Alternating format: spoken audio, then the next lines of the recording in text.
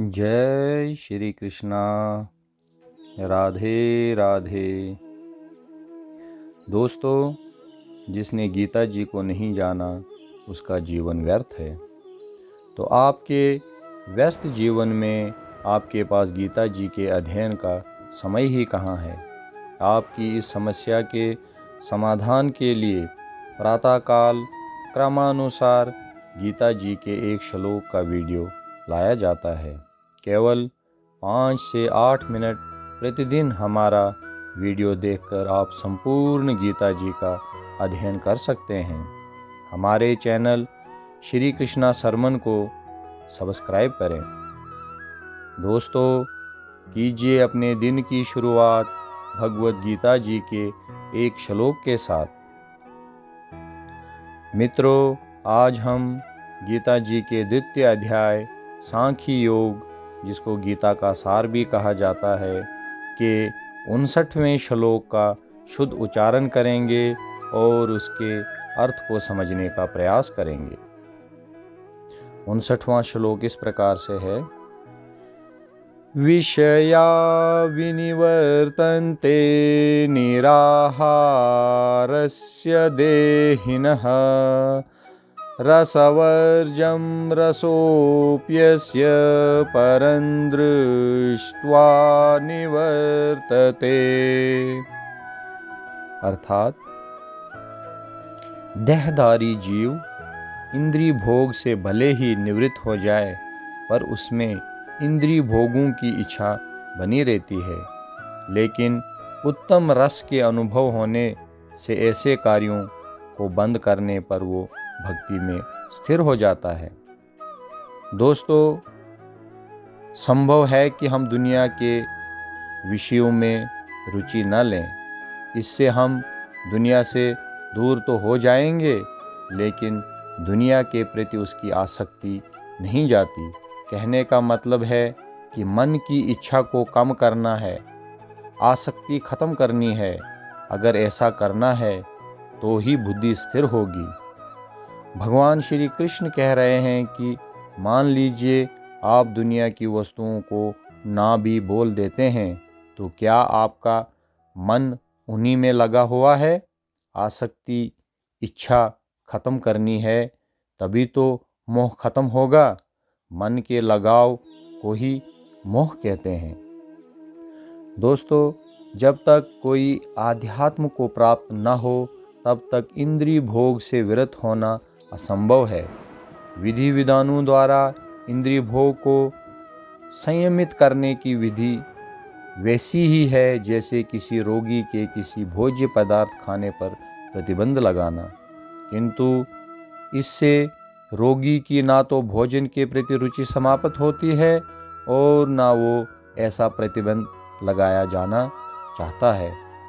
इसी प्रकार अल्पज्ञानी व्यक्तियों के लिए इंद्रिय संयमन के लिए अष्टांग योग जैसी विधि की संतुति की जाती है, जिसमें यम, नियम, आसन, प्राणायाम, प्रत्याहार, धारणा, ध्यान आदि सम्मिलित है।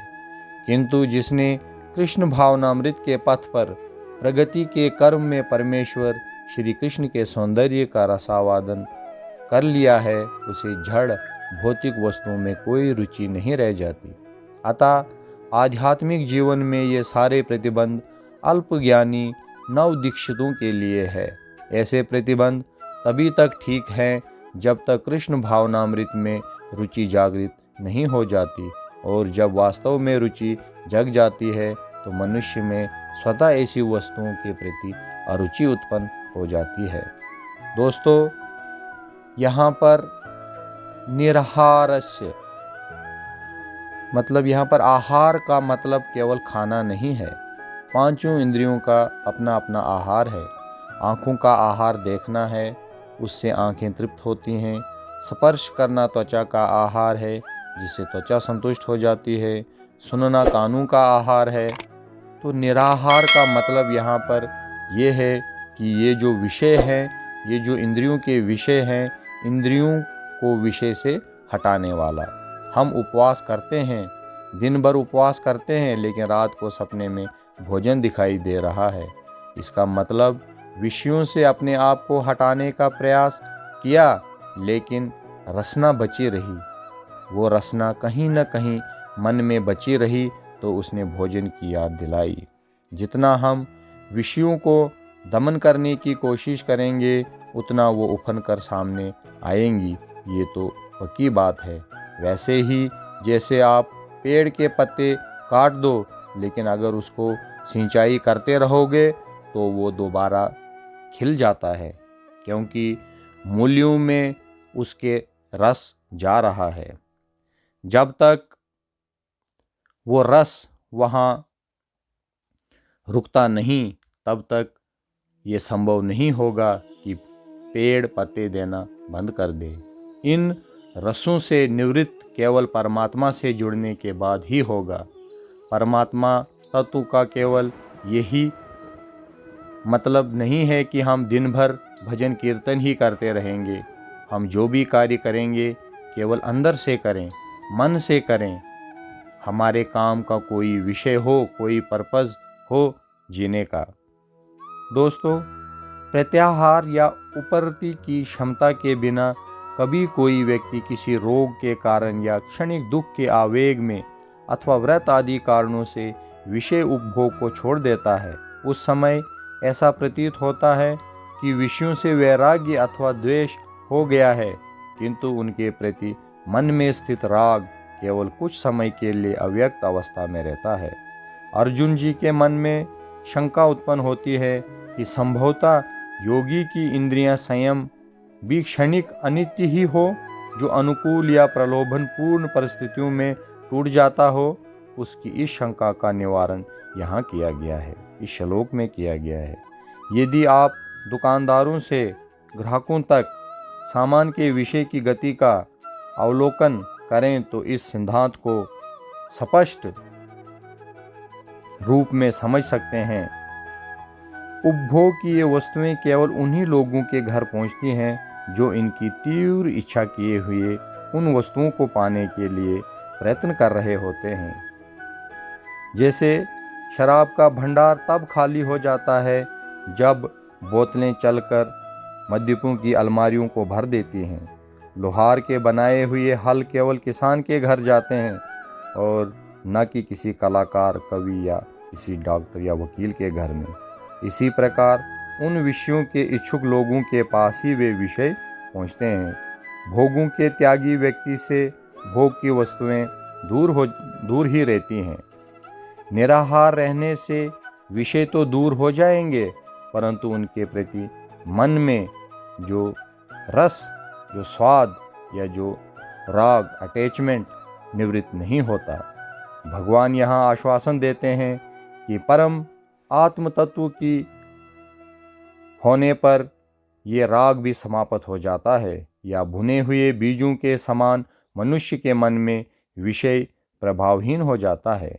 इस तथ्य को समझना कठिन नहीं, क्योंकि हम जानते हैं कि अनुभव की एक अवस्था विशेष में प्राप्त अनिष्ट वस्तुएं और दुख दूसरी अवस्था में उसी प्रकार नहीं रहते। स्वप्न अवस्था का राज्य मेरी जागृत अवस्था के दरिद्र को दूर नहीं करता, किंतु जागृत अवस्था का दरिद्र भी स्वप्न के राज्य का उपभोग करने में मुझे वंचित नहीं कर सकता। जागृत, स्वप्न और सुषुप्ति अवस्था में रहते हुए अहंकार ने असंख्य विषय वासनाएं अर्जित कर ली हैं, परंतु अवस्थात्र अतीत शुद्ध चैतन्य स्वरूप को पहचान कर अहंकार ही समाप्त हो जाता है। तब ये वासनाएं किस प्रकार अपना प्रभाव दिखाएंगी। आत्म प्रज्ञा प्राप्त करने के इच्छुक साधक का सर्वप्रथम उसकी इंद्रियों पर संयम होना बहुत आवश्यक है। जय श्री कृष्णा। राधे राधे। दोस्तों, अगर ये आपको वीडियो अच्छी लगे तो इसे कृपया शेयर करें, और हाँ, अगर अभी तक सब्सक्राइब नहीं किया है तो हमारे चैनल श्री कृष्णा सरमन को सब्सक्राइब करें। जय श्री कृष्णा। राधे राधे।